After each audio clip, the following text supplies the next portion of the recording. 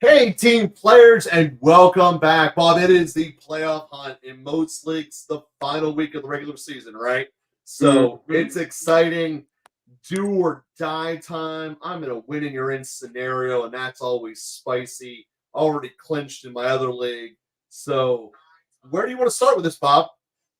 I think we've got to start with the biggest news of the week, and it's this quarterback situation that's happening in the league.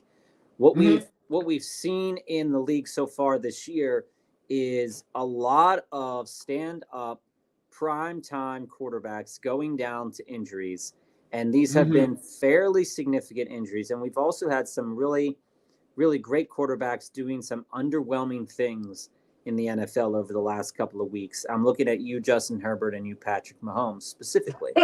Um, so when we take a look down what happened this past week, one of the biggest concerns that we saw was number one, Trevor Lawrence.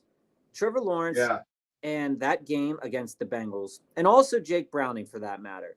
Yeah. Um, Jake Browning looked like the second coming of an elite quarterback in that game for some weird reason or another. Yeah. He was calm. He was patient with his throws. He was making sure that the best players on the team got the ball. Joe Mixon looked good. It That was was the something. worst part to me. It was something that Joe Mixon hadn't done all year, Mm-mm.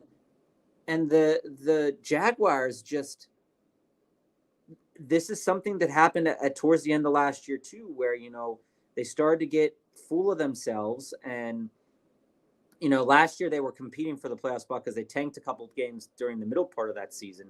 Mm-hmm. um, but we start to see like things that weren't so great about the Jaguars. But a lot of this came at this past week at Trevor Lawrence getting hurt. You can't Mm-hmm. go into a playoff hunt with CJ Beathard. I mean, it's just not something you want to do, and it's not a blessing. And also coupled with that, with Kirk getting hurt on the first catch throw of the game.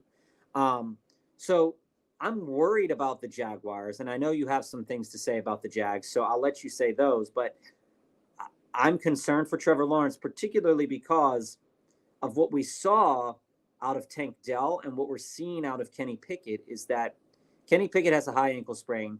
He had Well, surgery. let's not get He to had Kenny yet. surgery on it, and Let's he's stick out. in the AFC South. All Right. right. Because Jacksonville, I think the whole conversation's got to revolve around the AFC South. Obviously, they're the front runners in it, but we look at it and goes, they didn't put it away yet. No. And all the other two teams there, you're hitting on the Houston situation. Houston's got the quarterback. Is he going to play or not? The receivers, it feels like every single week, one of their main three has been down, and it really hasn't mattered in terms of the volume that they're putting up. So that's a really good spot to be. And then Indy, it's almost, well, I mean, they're playing without the fourth pick overall the whole year, essentially. Mm-hmm. And don't look now, by the way, if Minshew would have started this whole year, they'd have a better record than Jacksonville just going off percentages. Those losses came to Richardson hasn't won a game as a starting quarterback yet. He gave Minshew a harder uphill battle, and he's surviving it. He looked very exciting, though. Minshew is not that exciting of a quarterback, but he can win. I feel like I've said this for a whole lot. I feel like Minshew is Fitzmagic just 5 years younger. And probably a hell of a lot of IQ points smaller, considering Harvard to the Mississippi Mudflat. But when I look at this, the South to me has just become wide open. Even if Lauren only missed this week, right? So we go to where they're at in their standings, as I pulled this up here correctly. Mm-hmm. Jacksonville is sitting here with 8 wins. Mm-hmm. Indy is sitting with, you tell my spreadsheet, everyone's spread up. Indy at 7 and Houston at 7. Yeah. So in terms of raw win losses, we're half games apart. Mm-hmm. But when we look at, they all play each other again. The end of the final game of the year is Indy Houston, but Jacksonville also doesn't really have the super collaborative hard schedule, and this might be what helps them. Their hardest 2 games are this week and next week. Sure, Lawrence being out hurts that, but for Lawrence to recover, Lawrence might not be out. That's the thing, Joe, that I think is really important to note here is that the Steelers have said Kenny Pickett has surgery. He's going to be out. We know that Mhm. the Steelers are ass with Mitch Trubisky. We know this is a thing. Mhm. We know they're not going to get any better, and we know that the Steelers right now are probably going to miss the playoffs with that Kenny Pickett injury. And fun fact, Mikey and Big Bob on 93.7 or 96.1 Kiss, Mhm. they did like an interview, or they caught a little snippet of Mitch Trubisky saying like that he's been like the secret coach behind all of these things, and they were like, so he's the guy that actually sucks, and maybe it wasn't Canada. Maybe Oh, it's Mitch 100% Trubisky. Canada. I know, but they were like, maybe Mitch Trubisky's holding us back a little bit more, and he definitely is. But going to this AFC South, because we had a discussion. Well, I want to look at the whole wild card here real quick. Cleveland doesn't have their quarterback. Cincinnati doesn't have. Pittsburgh doesn't. Houston might not. Indy's on their second quarterback. But Denver might be the only team. Denver and Buffalo, the only team to have their starting quarterback, but they had the hardest road to get there. Here's the thing. If we have Trevor Lawrence not playing or re-injuring himself, right? Because they said he's gonna play, and people are if I were them, worried about I would not play him against Cleveland. I wouldn't play him, but you're looking at matchups here where if they don't have Trevor Lawrence, they're most likely going to lose to the Ravens. If they don't have Trevor Lawrence against the Bucs, there's a very real chance that the Buccaneers win that game. Oh, right? Let's not get crazy. I'm not getting crazy about it, but what I saw from Jacksonville this past week is a team that can give up a lot of points, and the Buccaneers can score points. I mean, they're not really good at it, but they can. Then you come to it depends upon if you can cover Micah. Right, and I don't think they can. They couldn't cover Jamar Chase. No one can cover. Were okay covering T. Higgins, but I mean, like, this is the thing to worry about. Then you go to the Panthers game, which is probably going to be a win. Then that game against the Titans late in the season right there. That game could very well tell us if the Jaguars are in or not in, because when you go and you say, well, what about the Colts? I mean, the Jaguars are one up on the Colts and one up on Houston right now at this point in the season. They beat Houston head-to-head the first game, and let's go back to the Colts here, and they beat the Colts. So they're basically 2 games up right now. Yeah.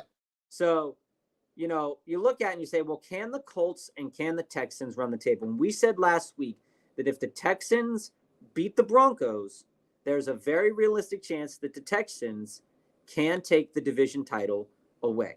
Because you're looking at the Jets, that are a beatable team if I've ever seen one before. The Titans, right? Then you have the Browns again, which is a very beatable team. Then the Titans a second time, and then the Colts at the end of the season. So if I look at this, even without Tank Dell was elite talent. But we saw that when Tank Dell went down, that despite C.J. Stroud's going into concussion and then coming back out, Nico Collins had 173 yards, which was insane. It was great. Noah Brown has proven himself to be good, and Robert Woods has been good, and good enough, not great, but good enough. And Dalton Schultz was out. So they're going to get Dalton Schultz back at some point in time. And these games are easy. They're easy games for the Texans to win. The Texans have a good enough defense that if these games get into shootouts, that they'll win the shootout 9 times out of 10. And they've proved it this year that that's going to happen, with or without Tank Dell, I think. Now, I'm not putting anything against Dell, right? Because I think Dell is an elite talent this season.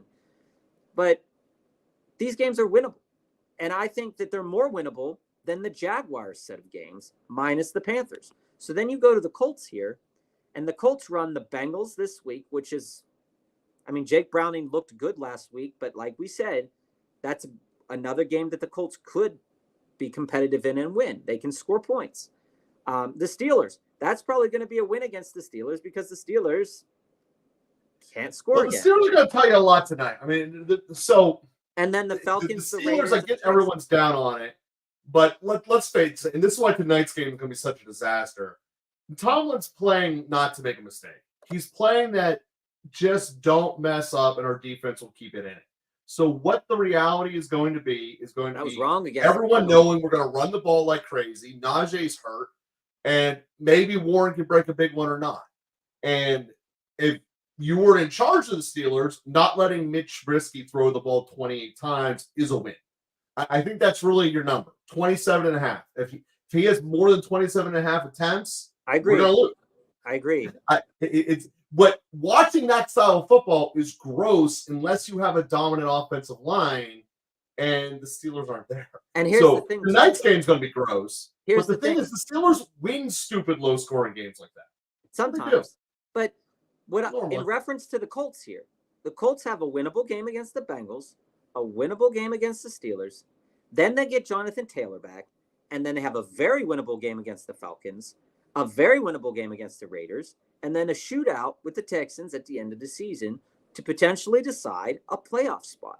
Well, it doesn't determine a playoff spot. The question is determining the division. So that's why I'm saying is that, you if you're the Jaguars and you think you have to ask yourself, is the long-term health of your franchise quarterback, which some organizations don't care about, but is the long-term health of your franchise quarterback, do you think you can get through these next 2 to 3 games with CJ Beathard?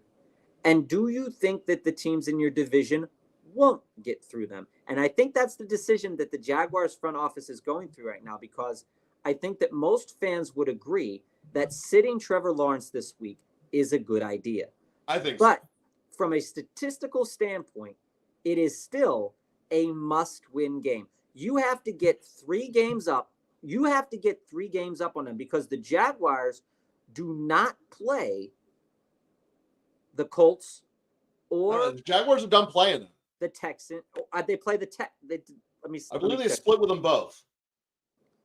So yeah. So you look at it and you say, okay, the Jaguars split with the Texans and split with, I believe they also split with the Colts here. I think so, yeah. Right. So you're not actually 1 game up. You're just 1 game up. You're not 2 up. You're 1 up. Yeah. They're 2 up on the Colts, 1 up on. In general, they're 1 up on the Texans, but they also have a win over the Texans, so that's 2. Then they split with the Texans. Yeah, they beat the Colts twice. Okay, so they have head-to-head on the Colts, and then they have division edge. Right. Their division record's better than both of them. So really, they're 1.5 up on. If it's a 3-way tie, they win the tiebreaker. If it's head-to-head with the Colts, they win outright. But if it's a head-to-head with the Texans, they don't. Well, the head-to-head with the Texans go to the division record, which they should have a better one. But the Texans still have to play the Titans twice. Yeah, so that's going to be some wins. Oh, look at all those. Getting some balloons in the house for Bob. When you look at it, you say to yourself, the Jaguars aren't in yet. And our main quarterback, our main franchise is hurt. What do we do? Because we hope to get into the playoffs. We are assured almost a playoff spot, at least a wild card at the very least. I think that part's true. So you got a game up on the wild card, right? Right. When you look at it just from a wild card perspective, the Houston and Colts are sitting there as the final 2 wild card teams. When we look at this overall from their perspective, I would not play him this week against Cleveland's defense, because quite frankly, I think that you should be able to beat anyone, which is ETN against Cleveland. Right. So we're gonna jump into you right there with hey, Team Money, welcome back. Baby. So if I'm Jacksonville, I'm basically saying nothing in the NFL is guaranteed. I'm gonna let Lawrence go out, and because if he's not at full string against Baltimore, your season's over. And that's how I would basically look at it. And just say you have 4 games going to win them out. That's fair. All right, Team Money, let's get to it. Puka or Zay this week. Joe, I'll let you get started while we look over the charts. Yeah, so here's the thing. When we look at the Rams here, the Rams I called 2 weeks ago as they're going to make the playoffs and they're going to be surprising people to do it. At the time, I believe they were plus 500. So hopefully you guys jumped on it when you could, because the Rams look like they're doing it. When we look at the actual games here, as I'm scrolling through it, Baltimore and the Rams are playing each other. Puka hits that big play last week, gets the touchdown. everyone's like, "Oh yeah, awesome." I love Puka's game so much more than Zay's. I love the way Baltimore throws that Stafford throws the ball, the way that they're using Puka downfield. Mhm. Zay essentially is a glorified slot guy. He's a glorified swing pass guy, which is good for PPR. But I don't think that when we look at giving us big production, I don't see it happening. Because first off, I think this is one of the games to look at for an upset alert. I know it's a 7.5 point spread. It's one of the games that we have as far as one of the most incorrect spreads of the week. It should be a 3 point spread. And I really think that the Rams have a chance of pulling the upset. And when I look at how that happens, it happens for Puka. And because it's just the way it is. Baltimore hasn't really had been tested aggressively. So I think that Stafford will do that. We just went through the whole list of the AFC quarterbacks that are out. Baltimore has benefited dramatically from that.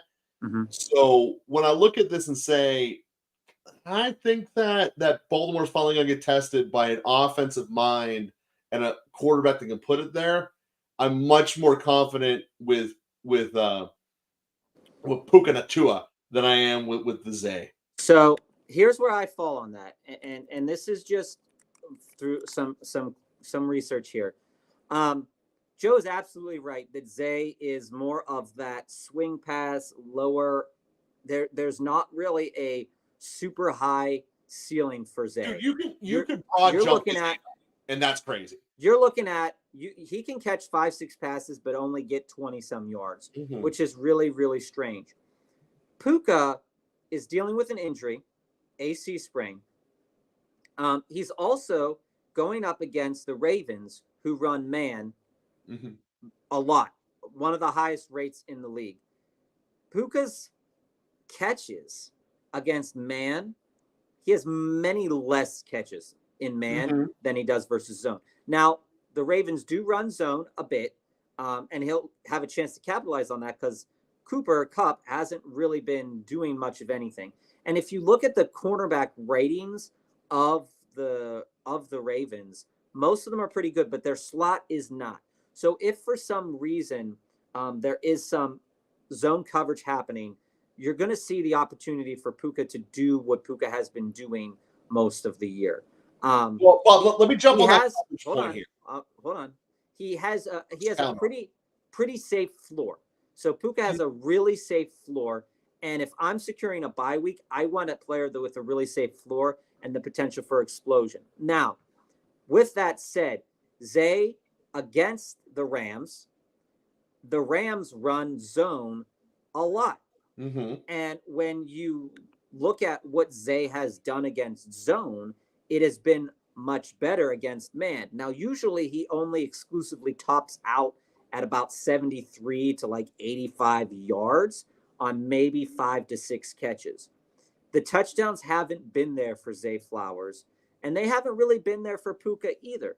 But when we go in and we say, like, okay, what's if they were to run it man to man and we were to look at the numbers, if Puka runs up against the guy that he's supposed to, there's a good chance that player has been letting up a decent amount of points per game. When we come down and we look at what the Rams are against Zay, even though Flowers has the better matchup on paper, that this game isn't going to be run through those wide receivers, I don't think, for the Ravens. No. We have Keaton Mitchell, we have Gus Edwards, we have Lamar Jackson. Yes, Lamar Jackson is going to get his wide receivers the ball. But this is a game where you might see, Lamar do like maybe 21 throws, maybe 22 in there. And I don't see a lot of yards towards Zay this week. And the upward potential, and if you just come, hey, George, we'll get to your question in a moment. Thanks for joining us. If we look at Zay Flowers just over the last 5 games or so, and this is just coming off of Google real quickly, you're looking at 5 for 25, 3 for 43, 5 for 73, 1 for 11, and 5 for 19, which is an absurd stat line. He's had 2 touchdowns on the year, has not broke over 78 yards since the beginning of the season. So I fall on Puka. I think Puka's a safe play this week, even with the injury, even with the AC sprain. I think that he could get a decent amount of balls thrown his way. And the Rams, the way that they play with Kyron Williams in this game, Kyron is definitely going to try to beat down that Ravens front a little bit more. And that will open up this pass game a little bit more. And you could probably see Cooper Kupp having a pretty decent game in this game if he gets his head right and gets his, whatever's happening in his life. If he gets that right, I think that you can see a good game from the Rams pass catchers here. And so for that reason, I'm on the side of Puka more. I think Zay it's not as exciting. So that's certainly true. And to dive into your point earlier about the defensive schematics of the Ravens, you're right. They are a man team. And the thing is that Sean McVay is probably the best play designer against man coverage. That's why people don't do it against them. People realized this 2 years ago whenever he could make Cooper Kupp open no matter what. And he can do that. And this is a simple fact. So when you look at this game overall, the Ravens are going to be forced to play coverages they don't normally do, which exposes yourself in the process. And again, it's why I'm very strongly on give me the Rams in the 7.5 right now, and maybe even the money line. And that's not completely biased just because I'm in Pittsburgh. So I hope that helps Team Money. Yeah, I hope you win. Puka and Zay, it's absolutely that. All right, we need 2 receivers on a flex, non-PPR, Kupp, Waddle, Olave, Deontay.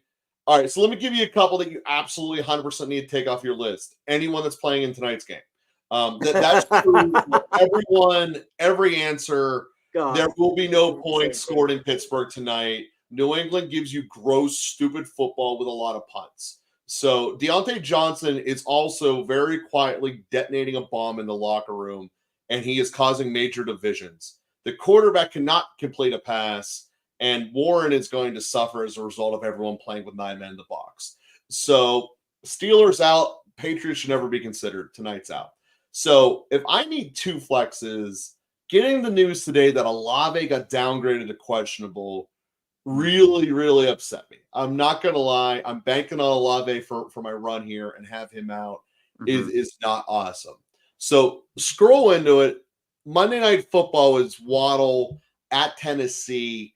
Miami is going to put up a stupid number of points. So I want basically every Dolphin this week. And that's as a general rule, but especially with Waddle and Hill and Mostert. So those 3, regardless of our lineups, they got to be a must start. So that's in there. I'm probably going to be going with Kupp for all the same reasons we just answered Team Money about the Ravens playing primarily man. They're not particularly great at the zone. It's why they don't do it. And Sean McVay and Kupp have exploited man coverage throughout their time together. I get there's a question mark about Kupp's health there and all that, but I'm still sitting with Kupp. And quite frankly, I'm probably going with Waddle. I mean, I get that your big 3 guns right there, but this assumed Waddle play. If Waddle doesn't play, I guess JSN.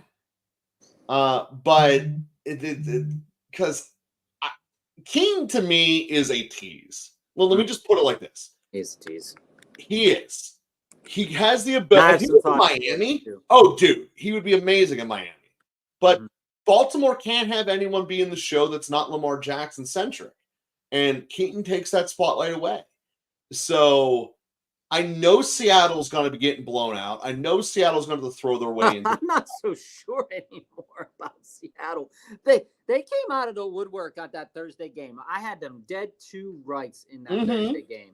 And they still a million points, dude. And they shocked me for sure. So here's what I'm going with, George, and it's going to be a little bit different than Joe, not too much different. I think Kupp, from what I said earlier when we were talking to Team Money, I think Kupp is a good play this week. He has a good matchup. It's a game that could score a lot of points, and he hasn't had a get right game since. Maybe he just isn't right, and he's playing through some stuff this week. But the matchup is quality. And this is what you've been saving him for, theoretically. Yes. Again, Olave missed practice this week due to an injury, or not an injury, an illness. So today's missed practice was due to an illness. And we saw with Jameis Winston at the helm that the efficient and high volume that Olave was getting is in the Michael Pittman range from the last couple of weeks. I mean, the ball is just going to go to Olave.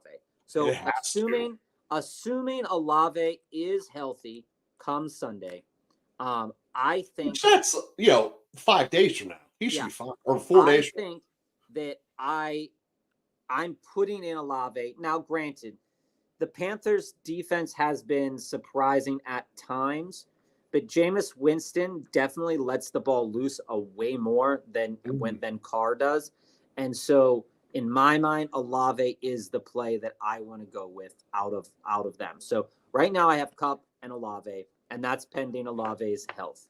So now I'm down to JSN and Waddle. Now, so Seattle is an enigma for me, at least over the last several weeks. They put up a stinker of a game 2 weeks ago. They ended up playing the Niners. They ended up playing one of the best teams in the league, much better than that this past week. But now they're going to San Francisco. Now they're going to San Francisco. This is why I say it's a no doubt on Waddle. They're going to get destroyed. I'm with you. Now, insofar as that's true, Joe, the Niners have picked up a couple of injuries since then. And Jackson Smith, when we look at what he does well and how they use him, they don't use him in the DK Metcalf role. They don't use him there. So he's not lining up against the best players that the 49ers have. And so if Seattle wants to win this game, and we don't know about the health of Kenneth Walker, and we don't know about and Zach Charbonnet could be iffy too, but we know that the Niners front is great against the run. So where this leaves us then is if they want to move the ball, it's got to get into the secondary. They've got to be moving the chains. And Jackson Smith has a really decent matchup because he's playing against these safeties that are not as good. Now, last time he played them, he had 2 for 41 yards. Not a blessing, not great. But again, in the Dallas game, 7 for 62. That's good enough. So let's look at Waddle now. We look at Waddle's matchup coming down. Waddle has an incredible matchup. Sure does. And the whole of Miami has an incredible matchup. So where I fall in this is that because the matchup is so good for almost everybody, one player has to not be as good. And this happened last week in that Commanders game where Hill went buck wild in that game. Yeah. He had 2 touchdowns over 50 yards. A-Chain and Moster's a little bit banged up right now too. But he got 5 for 52, which is good enough. So the question that I have is Tyreek Hill's going for the record. He's not pumping the brakes anytime soon. So the targets are going to be there for Waddle. It just is, what does he do with what he's given? JSN's targets are not guaranteed, but Waddle's are. So George, if I am thinking of this, I go with definitely Kupp and Olave as my 2 starting wide receivers, and I put Waddle into the flex because you are in a non-PPR right now, right? So you need that touchdown. You need the opportunity for the touchdown. Now, JSN, those catches aren't going to turn into anything for you. Waddle, he does have the potential to go over 100 yards. It's there. Now, like Joe said, Warren isn't a good play this week, I don't think at all, based upon what we've seen out of the Patriots over the last several weeks. But yeah, I'm on those 3, and I think Tua is the play this week too. Tua is the beneficiary of all of those great, of the great matchup that they have. So roll with Waddle, roll with Kupp, roll with Olave, and with Tua, and I think you'll be in good shape there. Yes, indeed. So I hope that helps out, George. I think if I would lean JSN. Play, yeah, if he doesn't play, I'd lean JSN for sure, because Keaton Mitchell is, like Joe said earlier, is not the guy that they're necessarily relying on in the red zone. So you want the touchdowns, but you also want the yards. Receptions aren't valuable to you. When we look at Keaton Mitchell's stats over the games that he's played in, 29 attempts, 269 yards, 2 touchdowns. And so is the potential coming off the bye that the Ravens might shake it up? Yeah, they might shake it up for sure. But I think JSN would be the safer option if Olave can't go. Yeah, I think that's the right answer. Way to look at it there, Bo. Yeah. So hopefully that helps, George. Hopefully you can get a win. And I just, there's something about the Ravens in general, Joe, and we can talk about this a little bit. Yeah. You're welcome, George. The Ravens are a team that seems solidly locked into a playoff spot, wouldn't you say? They are. I mean, I don't get how you can't. They're the only team in their division with their quarterback left, and they have a lead. You know what I mean? So being solidly in, there's got to be, maybe they're not. Maybe this is the same situation as the Jaguars, right? Where we have the Steelers at 7-5, the Browns at 7-5. We have the Steelers going in the wrong direction of 7-5. Mm-hmm. And we have both. You have Cleveland going the wrong direction too. The Browns going in the wrong direction of 7-5. The Bengals maybe on the right direction of 6-6. Maybe. So the Ravens, theoretically, only have to win 2 more games, right? Yeah, but they have Miami left. They have the Rams this week, the Jags next week, which is a winnable game if Lawrence doesn't play, the Niners, the Dolphins, and the Steelers, which is, again, they always play the Steelers tougher, and the Steelers always play them tougher. So I got to ask you, where are the rest of the wins for the Ravens at right now? I think that the Ravens really have a massive game this week that most people are not considering. You just went through that schedule there. You got Miami, the Niners looming in there. Final game against the Steelers. Mm-hmm. All 4 of those games are potentially losable, particularly Miami and the Niners. Mm-hmm. Because the Niners, now that they have beat Philly this week, if Philly drops 1, the Niners are getting the bye. Like that's as hungry as a team as it can be. They don't get a coast into second place just knowing there's nothing to play for. Mm-hmm. And Miami's in the same spot. Miami could be playing that game. That Baltimore-Miami game could be for the AFC bye. Mm-hmm. So you look at this and say they're not getting any of the late offs, and they're also not really getting any of the easy breaks that teams that we just went through, like Houston, are getting.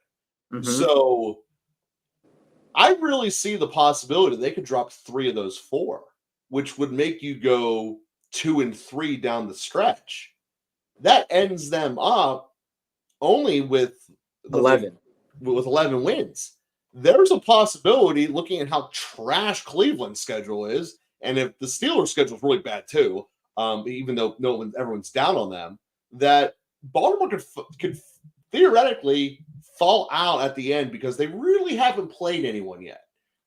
That's the key when you're going through. So let's look at the Browns then for a minute. The Browns played the Jags, the Bears, the Texans, the Jets, and the Bengals. Now, I think that the Texans game is going to be a loss, 100% a loss. I think that the Browns versus the Jets, I think the Browns could beat the Jets, depending on if Aaron Rodgers decides that he wants to play and what the quarterback situation is with the Jets. The Browns. Would you force Rodgers back? I wouldn't, but Zach Wilson says he's not playing, he himself isn't playing. So who do they have? That's true. But the Bears have been playing a little bit better football recently, as of late, with their defense particularly. The Bengals choice. They had to play better. The Bengals offense is looking pretty good. So as I see it, the Browns maybe have 2 wins left sitting there. Oh no, I see. I know the Browns don't have a quarterback. I get that. Mm-hmm. They still have one of the three best defenses in the NFL. And I look at Jacksonville's going to have a very hard time to score.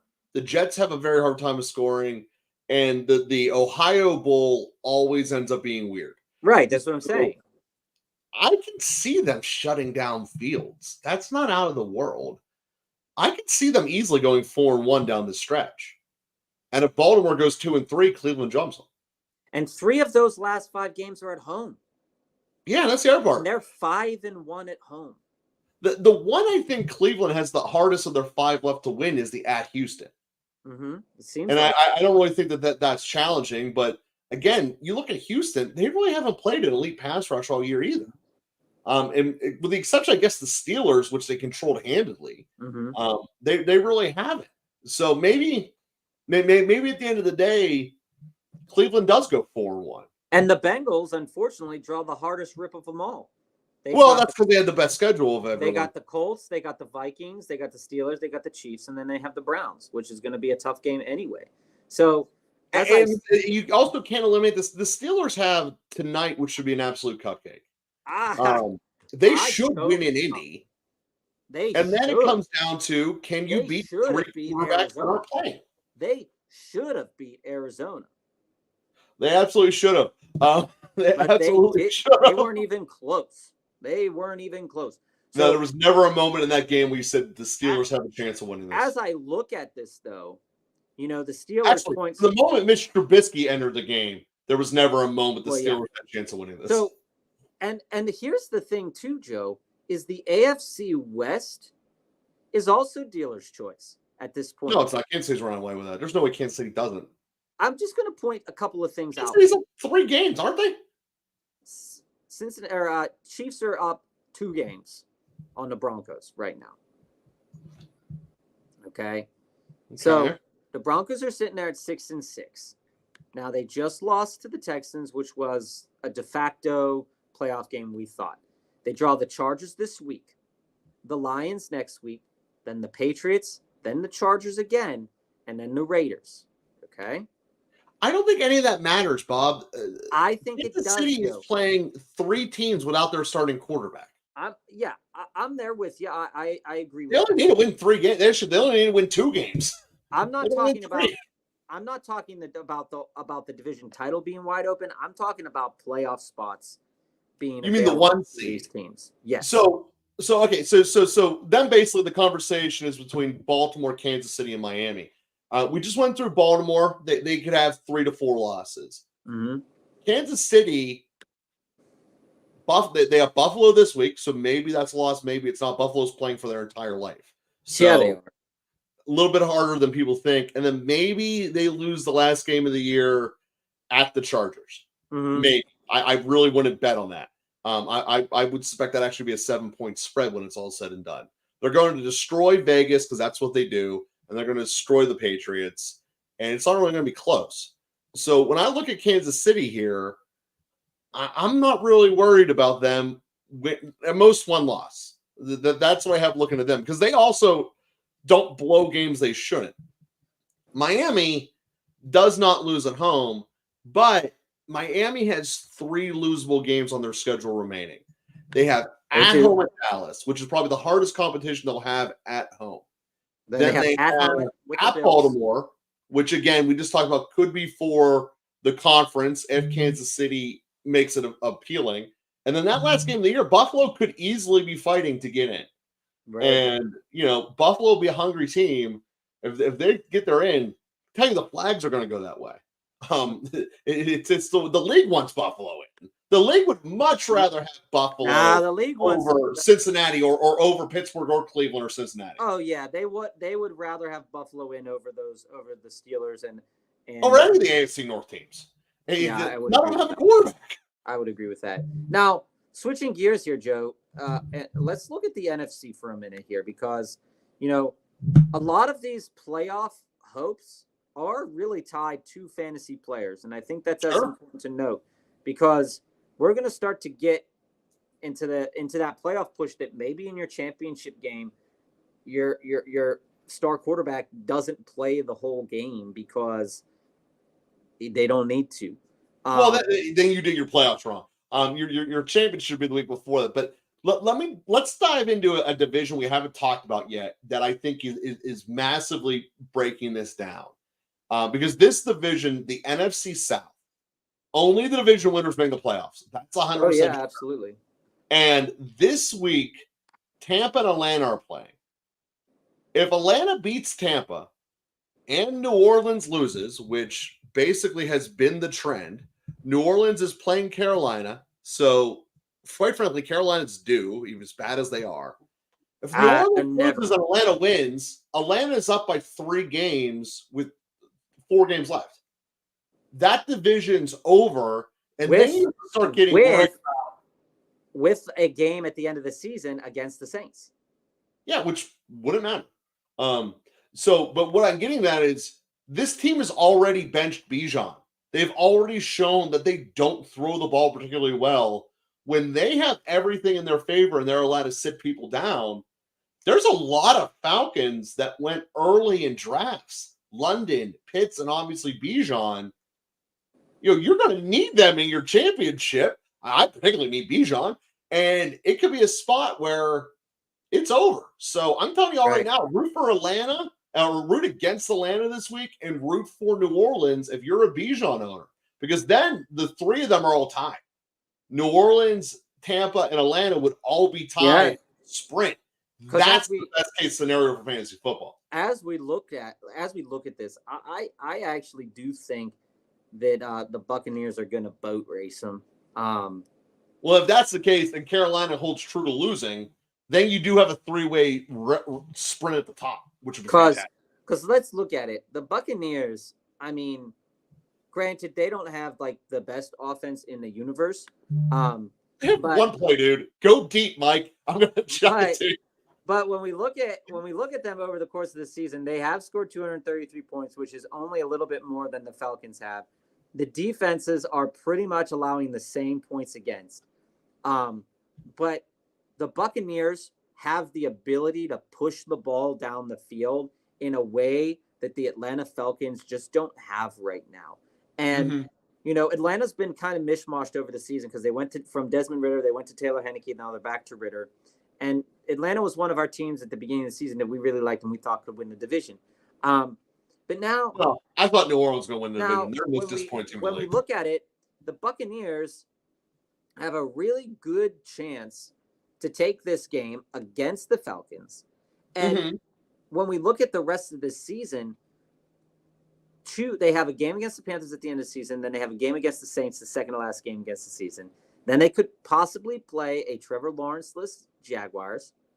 And then they have the resurgence of Jordan Love, which is probably going to be a loss somewhere in there. Yeah. Now, the Buccaneers, with all of that said, the Buccaneers have not been blown out at any point in time this season, except for by the Lions on October 15th. And against the Niners, they lost 27-14, but that game wasn't over until the third quarter. So they were in it. And let's face it, those 2 teams have blown a lot of people out this year. They were in it for a long time. And so you look at even the game against the Texans, that game was back and forth and back and forth and back and forth. And then they lost to the Colts recently. And that game was not really out of hand either for them. They were down for most of it, but it wasn't out of hand. So the reason I bring that up is that this division is so tight, minus the Panthers, that we could be going into the last week of the season and the division still hasn't been decided yet, just like it was last year. Well, that's what you want, because then Bijan has to roll. Yeah. The guys like Olave. The Saints are already in desperation mode. It's going to Olave. It's going to Kamara. The Taysom Hill experience is turning on in the last couple of weeks. So when you look at this, the best case scenario is to have, for fantasy, is to have all the divisions going. One of the other things that's painfully obvious when you look at this week in particular, there are just low scoring teams that just can't do anything. And there are some of the lowest over-unders that you will ever see. Tonight, 30 points. Cleveland, 31 points. Houston, 33 points. Like, the league is basically saying you're not getting points. On average, it used to be there would be more over-unders in the 50s than in the 30s. Mm-hmm. And it hasn't even been close to that this year. Mm-hmm. Offenses have not been producing. And it goes down to a lot of reasons. And I believe it to be this. They're not trying to run the ball anymore. And most people, and I know every analytics says on an individual play basis, throwing the ball was better. That's true. But what it does not factor in is wearing down a defense. Defenses are able to play so deep now to alleviate the deep ball because there's no threat of a run up the middle, particularly a power running scheme. And the more the teams are dropping their ADOT in these wide receiver screens and get the ball out of my hand fast mentality, the more this offensive league is going to struggle. I can tell you with 100% certainty that if you put a true power running back, and I'm about to blow your mind with next year's Super Bowl winner if this happens, although ESPN would deem them the Super Bowl winner, so it wouldn't. If Henry ends up in Dallas, they're the Super Bowl winner next year. Because there'll be a power running team, so you won't be able to cheat over the top, and CeeDee Lamb and Cooks will rip you apart. I guarantee it. Yeah. Or if Gibbs steps into that role. Yeah. So when you look at this and say, hey, how do you get offense in the NFL? You have to be able to do a power, not a zone, but a power running scheme that requires your safety to cheat down with a talented receiver that can get behind them. Well, this is why Detroit scores. Gibbs just needs to step up and take over that role permanently. This is actually why Miami works. Yeah. But this overall, you look at teams that don't have the desire to run the ball, they fail. Mm-hmm. Or the ability to be accurate in the passing. It's the two things you need. If you only throw the ball within 5 yards of the line of scrimmage, you fail. And if you don't run the ball, you fail. And the Steelers can't run the ball and only throw the balls within 5 yards of the scrimmage, just like the Patriots. And that's why this game is going to be gross. I'm not sure they get to 20. I'm not going to. I'm actually over under. I'm not in on that. But dude, I want to bring up. So gross. I want to bring up a stat that's kind of lost sometimes when we think about fantasy football. And I think it's something that really does need to be pushed a little bit more in the narrative, is time of possession. Oh, yeah. Now, if your players have more opportunities, like the Colts have been having over the last several weeks, if they have opportunities, they're going to have the potential to get more points. It's a simple addition problem. When we look at over the last 3 games, here are teams that have controlled the ball. Some of them have done nothing, and some of them have done something. Chicago, 36 minutes. Miami, 33 minutes. New England, 33 minutes. Jacksonville, 33 minutes. Washington, 33 minutes. The Steelers, 32 minutes. Mm-hmm. Where this goes in is that on average, though, when you look at the whole entirety of the season, New England and the Steelers have been on the bottom tier of the league in terms of time of possession. Mm-hmm. And I think that game last week put them a little bit over because they had more possessions because there was no scoring happening. There was absolutely nothing happening in that Patriots-Chargers game. So there was more opportunities, but they couldn't do anything with those opportunities. Over the course of the season, these are the top 10 teams in terms of time of possession over the last 10 games, or over the last part of the season. Cleveland, Dallas, Philly, Detroit, Chicago, Baltimore, San Francisco, Jacksonville, Commanders, New Orleans, and an honorable mention to Kansas City. Now, if you look at some of those teams in there, right, you want to own Dallas players. You want to own Philly players. You want to own Detroit players. Chicago, yeah. I mean, Fields and DJ Moore over the last several weeks, absolutely. But Detroit's time of possession over the course of the last 3 games, and this is coming off teamrankings.com, it's gone down. Well, that's because Green Bay held the ball forever. Right. And they didn't get as many opportunities, but they're efficient in the opportunities that they're being given most of the time.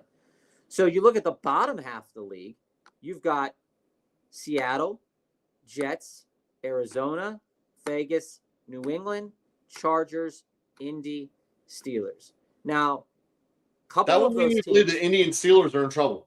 Yeah, a couple of those teams, their time of possession is low, but they might be more efficient, or the game script didn't dictate that they needed to hold on to the ball for a period of time, or that those teams are just a high volume passing team that was not really connecting on any throws, a la the Chargers.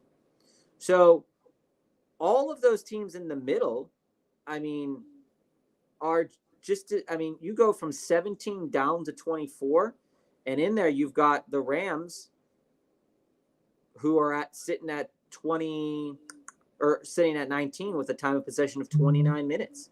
But you can only have 30s in the middle. So yeah, but and the Giants are sitting at 29 minutes as well.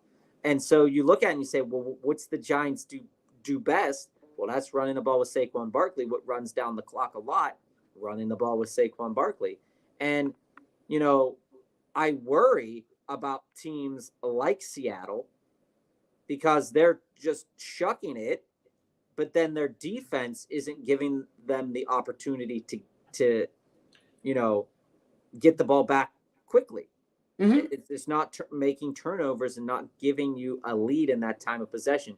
You look at Cleveland. Cleveland's getting that lead because well, let me just throw this out here. Going back on something we were saying before, I do believe that if Kirk Cousins go to Seattle, that can be a Super Bowl team. Mm-hmm. Mm-hmm. Because they do run the ball well. When their defense isn't exposed, it is very good. And, like I said, they're just one quarterback away. Geno Smith was never the answer, and never really will be. Seattle's not going to make the playoffs this year. Mm-hmm. And if I were them, I'd go on the Kirk Cousins Express. I get that the first year might be rough with him hurt, but if you can adapt him, I would absolutely rather do that than the rookie game. Because I think that Seattle team should have a chance to be in it, and they should perform better than they did 2 weeks ago against the Niners. That was rough, and it was all Geno. Really, at the end of the day, he can't completely play when it matters. And I do like that they're phasing out Lockett with JSN. I think it's the best thing for them. And I just, like I said, I really want to see this team take off and excel. Yeah. I love it, but it's just not going to happen this year.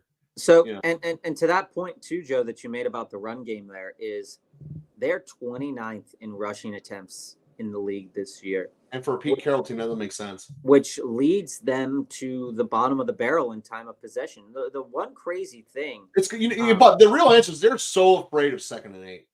Yeah. You can't have that as a team. You can't be afraid of 2nd and 8.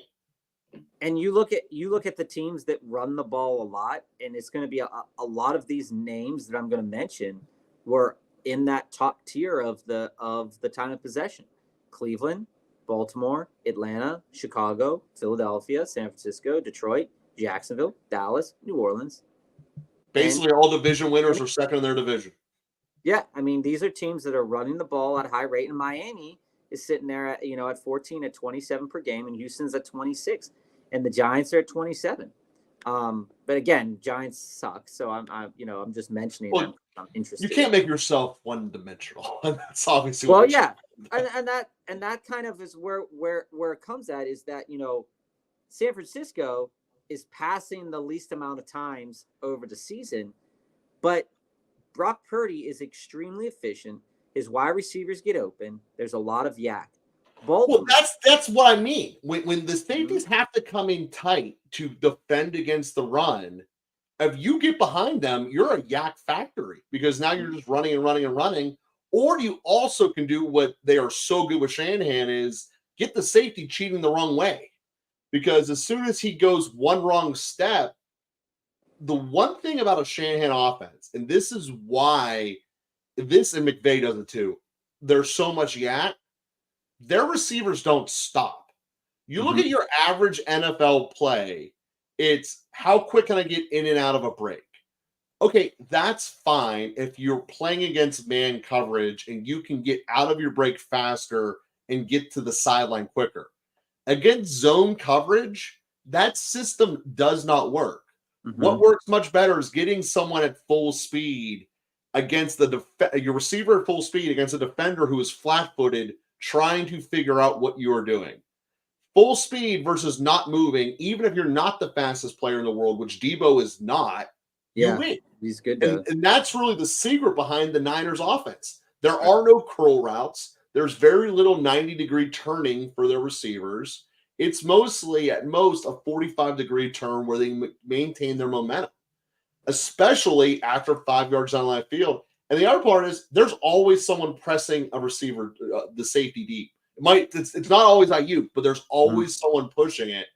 And as Purdy's comfortable exploiting things, it's very hard to tell because you can't not stop the run against Chris McCaffrey. And what are you And going to do? here's another point to bring up too, and I think that They also go under center. I think that it will be. I want to hear your thoughts on it.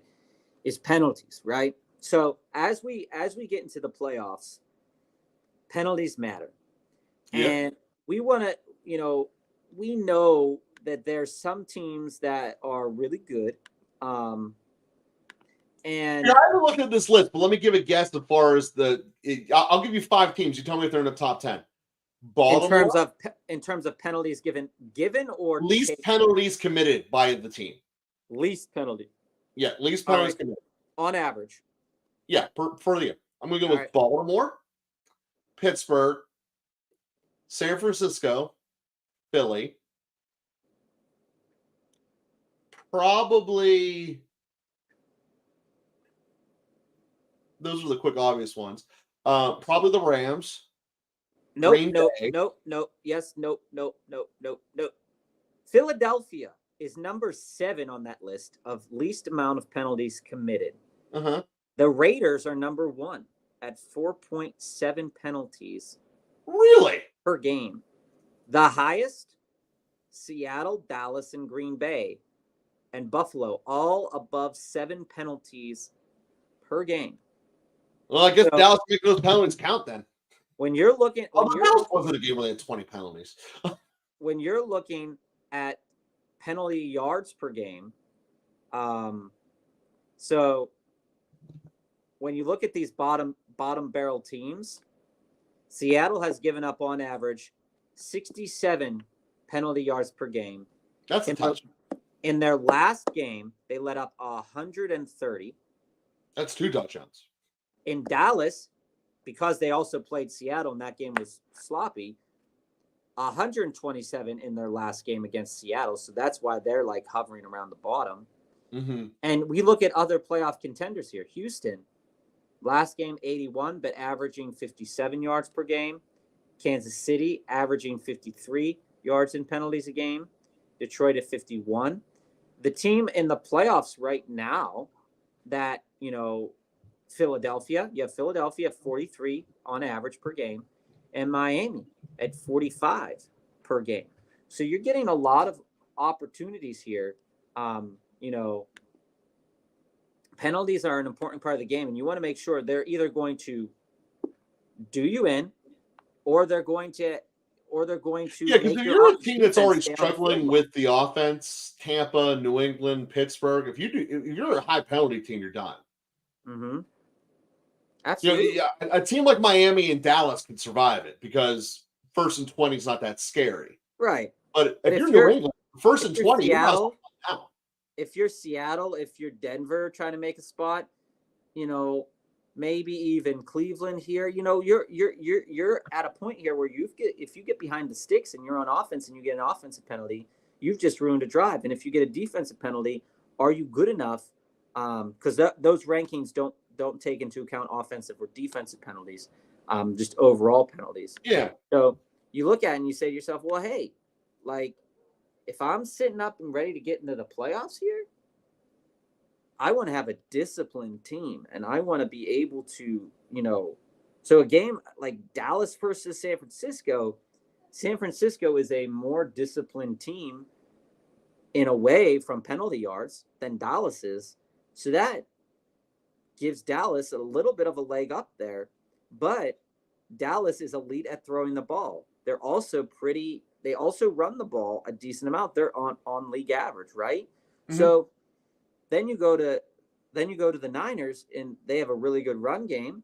They have a really good pass game, but it's efficient. It's not on. It doesn't need to be on the field a lot. So if I'm the Niners and I'm playing Dallas, I'm going to try my best to stay on the field as much as possible, and get them behind the sticks more so than myself. And the Niners seems like they have a very clear path to the Super Bowl here. Well, they do. I don't think you win in Philadelphia twice, and I know last week I was really big on on Philly at home. The game got away from them. There's no way around it. Mhm. And when I look at this week of Dallas at Philly, I don't think you're getting the same Philly team coming back out that gate. And I believe I mentioned this earlier, but I still think that Philadelphia should be the favorite in this. They're a 3.5-point dog. They're one of my picks of the week. Give me Philly in the points. And, I look at this and say, Philly has the system. To this answer, all of the top 3 teams in the NFC have this. Run the ball, pull the safety down, throw over the top. And they do it differently. Philly has dramatically cooled down, as A.J. Brown owners will attest to, from what they were doing in the beginning of the year. And I think that that they will get it back. And this still is a team that is their starting quarterback only has 3 regular season losses. He's incredibly good at this. Yeah. And I do believe that when it comes push to shove, McCarthy will McCarthy it. Whether it's actually his fault or not, that's how it'll be portrayed. Philly will win the division de facto this week. And when it's all said and done, Dallas will go into the last month of the season in internal haywire, because that's what they do. And there's just some things that's what they do, and it should just stay that way.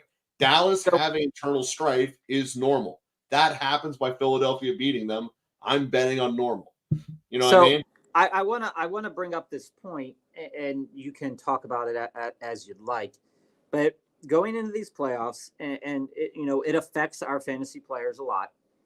Going into these playoffs, when you have a team that is positive in the turnover battle here, and a team that's not positive in the turnover battle, and I bring this up because looking on team rankings here as we talk, these are the top 5 teams in terms of positive on the turnover battle. Niners at 1, Steelers, Cincy, Dallas, Houston. Okay. Now I know that 4 of those 5 teams have something very in common with each other, right? Which produces turnovers. They have the ability to have explosive offense. The Steelers is a glaring exception there. I get Cincinnati as a backup quarterback, but as long as you have Higgins and Chase, you can be explosive.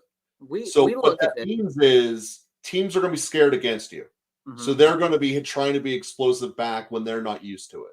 And because you're more explosive than them, they can't keep up. So that's one of the best ways to have a big turnover differentiator. The other way is just, have the defensive player of the year on your team. Yeah. Again, if you look at that list, there's a couple candidates. Hey, Rombin, how's it going? Feel free to put any question in the chat.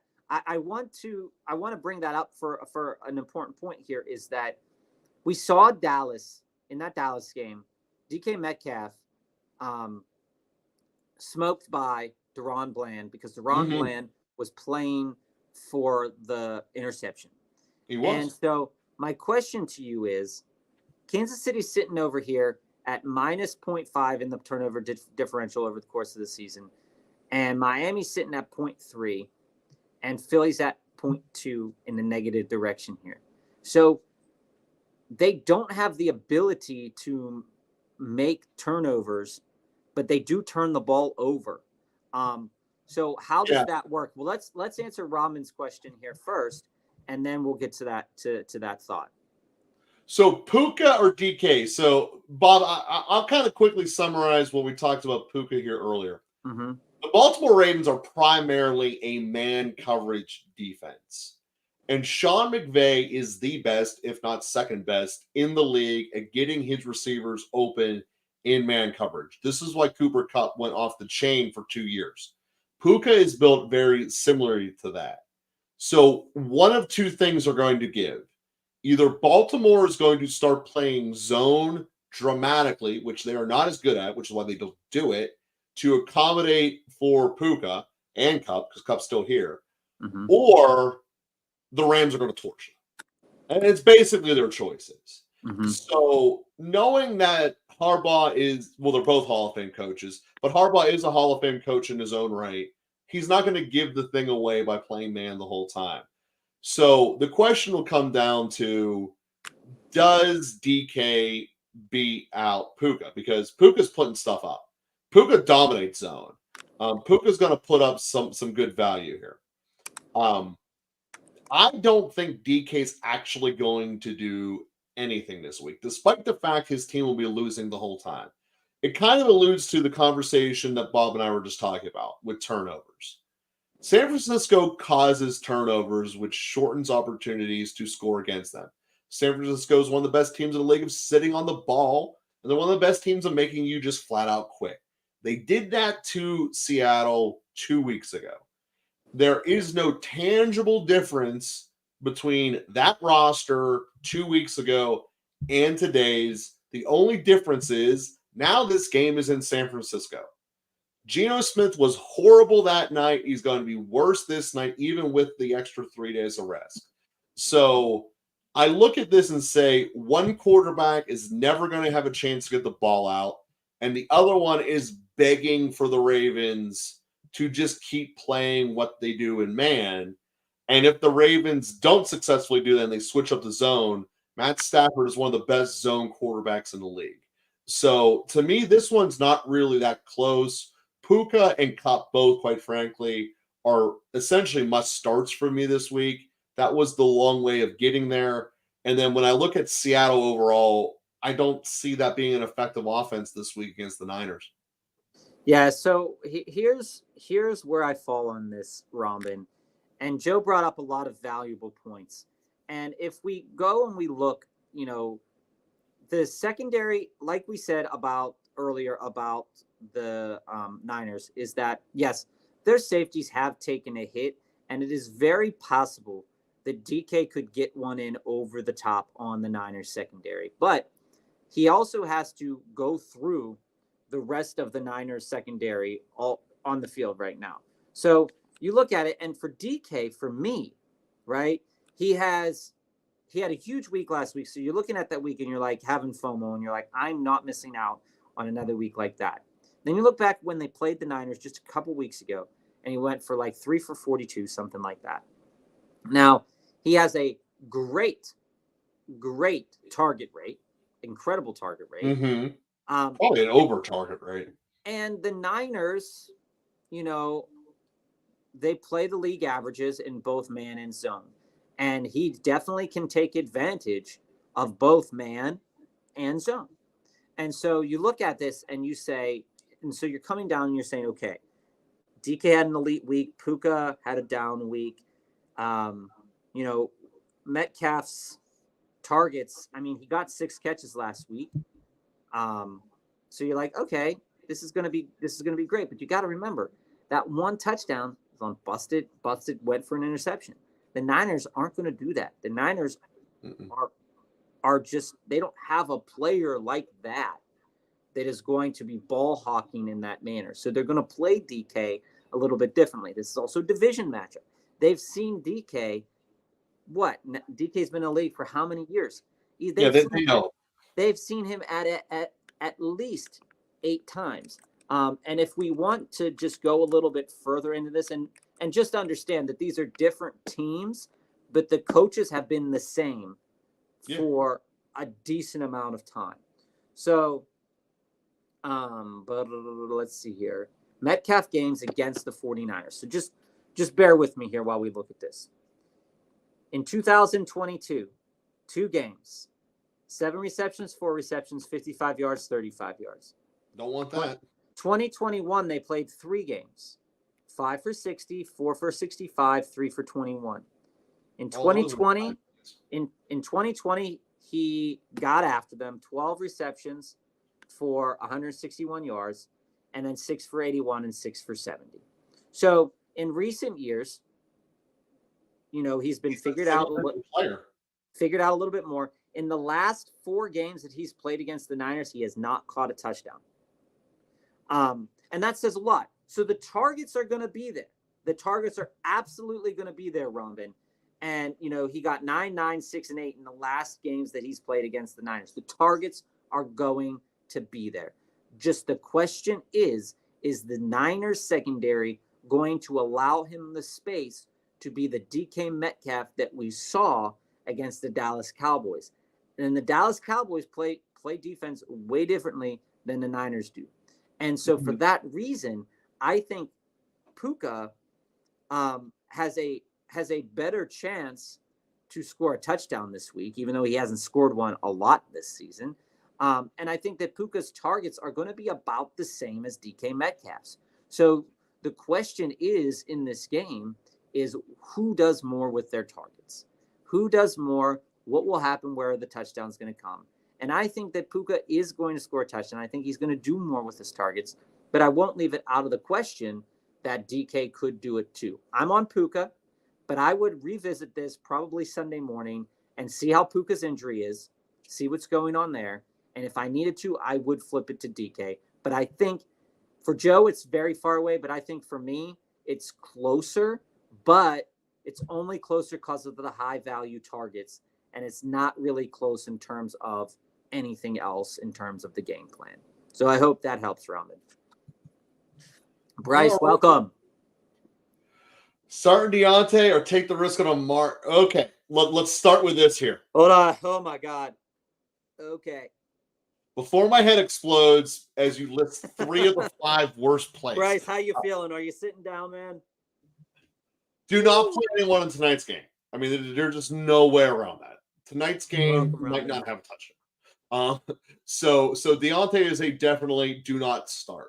All division locker room bombs aside of him ripping the thing apart, it should not be. But Joe, here's the problem. He might have to start him because all of these players have injury designations going into the week. I get that. And I know that. But I also know that Deontay is not who I want to ride. Amari Cooper, first off, it's going to be under 55 degrees in Cleveland. He's not going to do anything. He doesn't do anything when it's cold out. That's before we even factor in subpar quarterbacking. Mm-hmm. So now it comes down to the 2 running backs and Schultz. I mean, I'm leaning Aaron Jones, but the real answer is that's only because Aaron Jones is going to be on a team that's going to score. Aaron Jones has a fantastic matchup on Monday Night Football. Aaron Jones, again, being on Monday Night Football, gets the extra day to rest. And I would just rather go with that because there's nothing more devastating than having a goose egg on Thursday Night Football and sitting with that the whole week. I would rather have, a 9 or 11, 12, somewhere in there, and I didn't play it on Thursday Night Football knowing the potential downside. Bob, just do me a favor. Go through Deontay's last couple games. What has he done that would even make him like, I want to play him? The only reason you're thinking about playing Deontay is because you're worried about the injury last week, and he's not hurt. So if you know Aaron 30. Jones is healthy, to me it's an Aaron Jones, no doubt. Because I do think there's a good chance the Packers blow out the Giants. So he was 4 for 30 last week with a touchdown, 4 for 50, and then 2 for 16 in the last 3 games. Yeah, so 1 game above single digits in there. We look at these New England games. New England doesn't score a lot, but they don't let up a lot either. So tonight is going to be one of these things because Tomlin has done this throughout his career. If the opposition is willing to play the game quickly, meaning that they just want to run the ball out with as least amount of plays as possible, he loves that style of game. Mhm. which means we're going to see a lot of 2.5-yard carries and punts from both sides of the ball.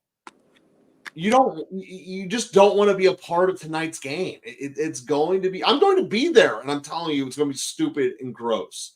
So, to me, it's Jones, and it's not really that much of a question. So for me, Bryce, Worst case scenario, Thielen. Couple of injury things to look out for here is Dalton Schultz came back to practice this week, didn't play today, or didn't practice today. He's got that hammy injury. They might play it safe.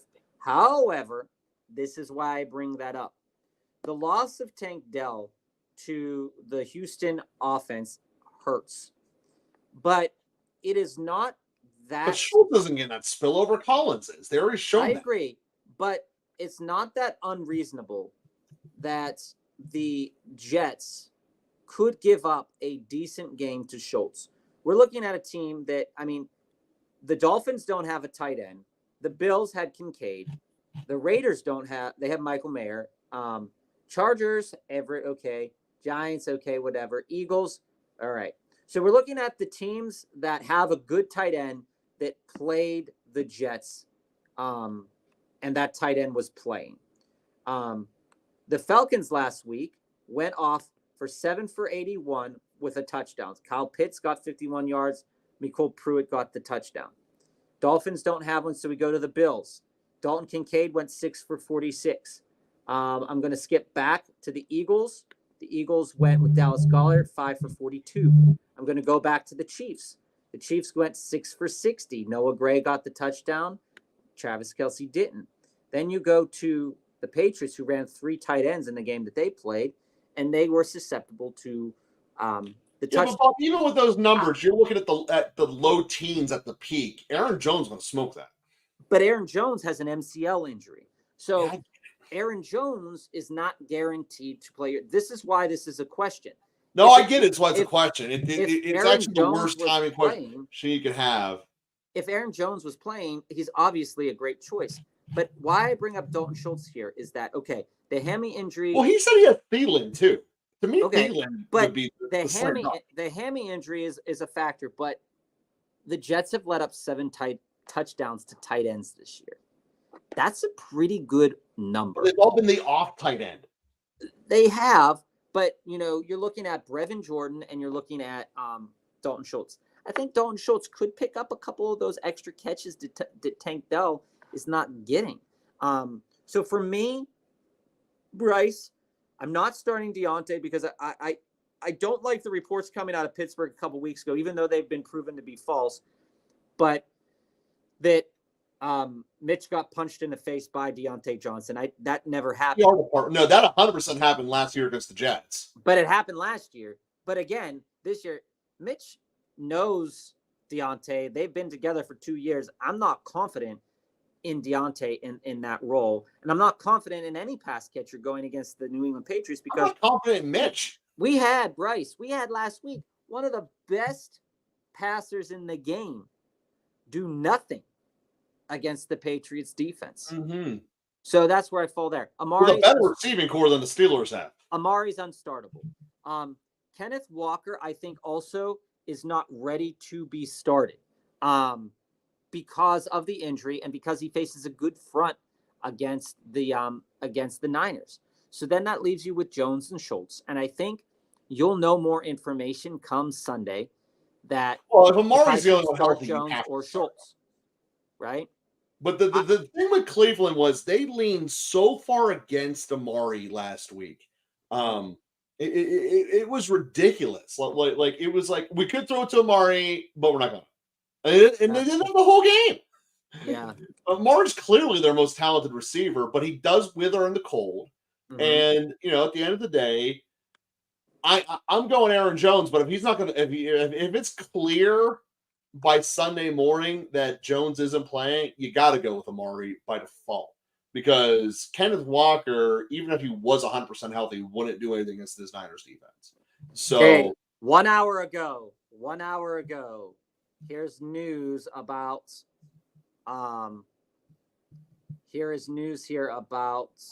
Jones, it says update here. It's very risky for the Packers to put Jones back on the field for Monday night against the Giants. There's a chance that he could make his injury worse, which could result in him being knocked out for the remainder of the season. Then they're not playing because they got a chance in the playoffs. And your answer nothing, for Corey Jones, unless this new piece of information hits me. The Yeah, ultimate worst is putting one on IR and picking up Madison. humble boy. That Bryce, I'm there with Tank Dell. Unfortunately, I lost Tank Dell in 2 leagues, and it cost me 2 games because he went in there. He had the injury designation going in, didn't end up catching anything, and then got hurt. So the worst case is putting in a player that is, injured going into the game, coming in, and then you learn that it sucks. Hey, Bryce, you might be fortunate in this. Last week, my key stat was Brandon Cooks was available in 40% of leagues, and he's actually improved a top 16 receiver since week 6. Who's available on your eye? If Brandon Cooks is available on your waiver wire, that's your answer. And quite frankly, cut any of them if you need to. Don't even worry about the IR spot. But especially Schultz. That's what I would recommend is if Cooks is still available, let us know if he is, because that's your answer. Let us know who your top waivers are. But like I said, Cooks is probably taken already. He had a good game last week. So Cooks has had a good game for the last 4 games. He just had 1 stinker in the middle of it. Yeah, he's caught a touchdown, something in like 5 of his last 7 games. Yeah, I mean, Noah Brown is probably not available anymore. Dobbs, Zay Jones, and Odell. Yeah, I mean, Dobbs, the Packers organization has been really interesting to me over the last several weeks. Will they just pick a damn receiver? Yeah, that's the thing that I'm saying. Like it's like they're getting the ball to Jaden Reed, which is great. They're getting the ball, and Christian Watson might not play. That's the other thing. And Dobbs did have a good. I was like 2 or 3 weeks ago. He had a solid week. Yeah. Quite frankly, I think Dobbs is probably your answer there. Okay. Had Chuba's not a bad play this week, I don't think. Oh, so you cut Cooks. But Dobbs went 4 for 72. You can get him back, get Cooks back. Dobbs went 4 for 72, 3 for 37, and 5 for 53 with a touchdown in his last 3 games. He has 7 touchdowns this year. If it's me and I'm worried about all those injuries, Bryce, I definitely would go pick up Romeo Dobbs this week. Yeah. With the injury, a pretty good matchup. If against the Giants, for everything's all considered there. And this is a game where Love could show out against the Giants team that's pretty average on defense at best. Yeah, they're coming off a big win against Kansas City Sunday Night Football. They get a chance to say, hey, we're for real in this playoff picture. Whether or not they get that spot or not is really interesting to me. They have a chance at it. I still think the Rams are going to take one of those 2 playoff spots, assuming the Cowboys have the other one. And then you're looking at Green Bay, Minnesota, maybe Seattle sticks around. I really think Green Bay looks at this situation and says, Green Bay needs to win. Green Bay needs to win. And here's the other thing too, bro. And they're going to blow people out when they can. Here's the other thing too to think about is I'm in the same situation with you. I have Brian Robinson in my 1 league, and having a bye week this late is criminal. But when it comes down to it, Chuba is who he is. He's been having some pretty decent games over the last couple of weeks.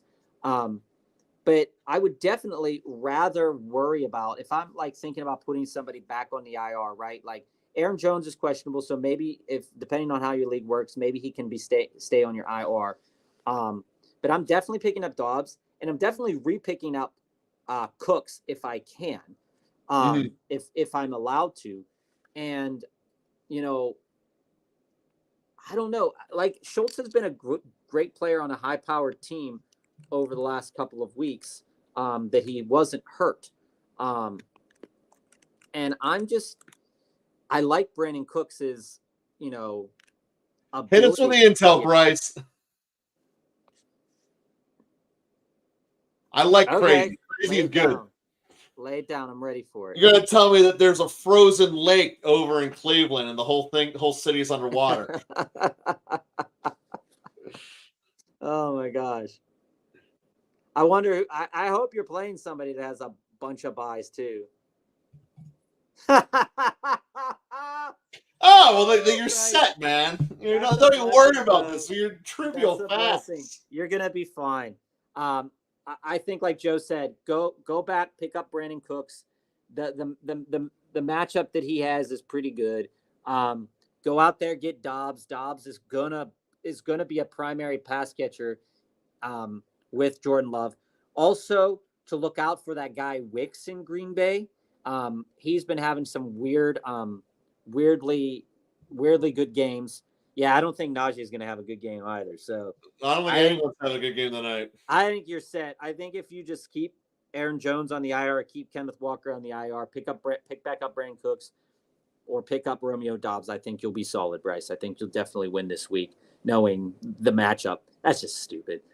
That person needs to be kicked out of the league for keeping Kenny Pickett. For starting Kenny Pickett. He needs to be kicked out of the league for starting Kenny Pickett. Unless you're playing two quarterbacks, unless you're playing two quarterbacks, there's no reason to have Kenny Pickett in your lineup. So with that, Joe's going to roll out the best bets this week, and we're going to get out of here. Joe's got the Steeler game to go to and watch all of that gorgeousness that's going to happen. Let's hope in no he doesn't realize particular that order. Brock Purdy is on his bench. Let's hope he doesn't realize it before kickoff tonight. So in no particular order, the New Orleans Saints are a 5-point favorite playing for their lives. I have them projected to be a 9.5-point favorite. That's a 4.5 edge. Lay the points. Take New Orleans -5. Game number 2, the LA Rams going to Baltimore. I believe Baltimore's way overinflated. This should be a field goal game, not a touchdown game. That's another 4.5-point edge in your favor. Take those Rams and the points. We go all the way out to Sunday Night Football. The Philadelphia Eagles are in what should be a pick-em. Because it's in Dallas, Dallas is getting a field goal and a half. Again, a 4-point edge. Jump on those Eagle points. And then the final one, even though Miami has put up some memorable games, the final score always ends up dirty close, meaning that they don't cover their 9 and 10-point spreads. They're letting up 13 against Tennessee. I'm not saying Tennessee is going to be anywhere near winning this game, but I am saying they're going to get a backdoor cover. So, recap, that's going to be Tennessee in the point, Philly in the points, Rams in the points, and New Orleans minus the points. Four bets, guys. Let's make the match. That's kind of gross. All right, everybody. Thanks for joining us today, and we're going to get going. Go Steelers.